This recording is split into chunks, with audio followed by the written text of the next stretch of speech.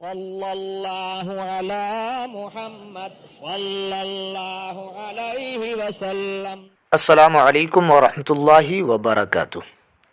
باوضو سونے اور باوضو رہنے کی فضیلت۔ جلیل القدر صحابی حضرت انس بن مالک رضی اللہ تعالی عنہ فرماتے ہیں کہ سرکار دو عالم صلی اللہ علیہ وسلم نے ارشاد فرمایا کہ جو مسلمان باوضو سوئے اور اسی شب میں اسی رات میں انتقال ہو جائے تو اس کو مرتبہ شہادت نصیب ہوگا۔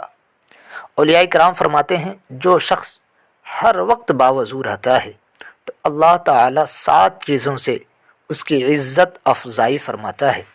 پہلی چیز، فرشتوں کو اس کی صحبت میں رہنے کی رغبت ہوتی ہے۔ دوسری چیز، اعمال لکھنے والے فرشتوں کا قلم اس کے لیے ثواب لکھنے میں مسلسل جاری رہتا ہے۔ تیسری چیز، اس کے تمام اعضاء تسبیح کرتے ہیں۔ چوتھی چیز، اللہ تعالیٰ ایسے شخص کو توفیق عطا فرماتا ہے کہ اس سے تکبیر اولیٰ فوت نہ ہو۔ پانچویں چیز، سونے کی حالت میں بھوت پری کے نقصان پہنچانے سے فرشتے ایسے شخص کی حفاظت کرتے ہیں۔ چھٹی چیز، جاکنی کی سختی سے، یعنی موت کے وقت جو سختی ہوتی ہے، باوضو رہنے کی حالت میں ایسا شخص محفوظ رہتا ہے۔ ساتویں چیز، جب تک وضو ہے اللہ تعالیٰ کی امان میں ہے۔ حدیث میں فرمایا کہ الوضوء حصن المؤمن، یعنی وضو مومن کا محافظ ہے۔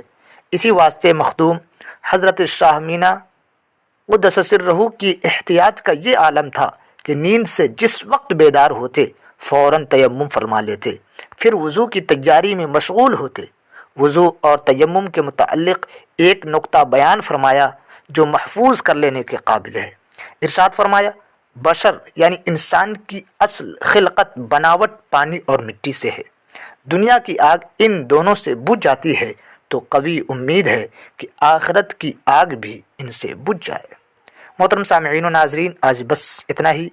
ویڈیو کو لائک کیجئے، چینل پر نئے ہیں تو سبسکرائب کر بیل آئیکن پریس کیجئے اور خوب شیئر کیجئے۔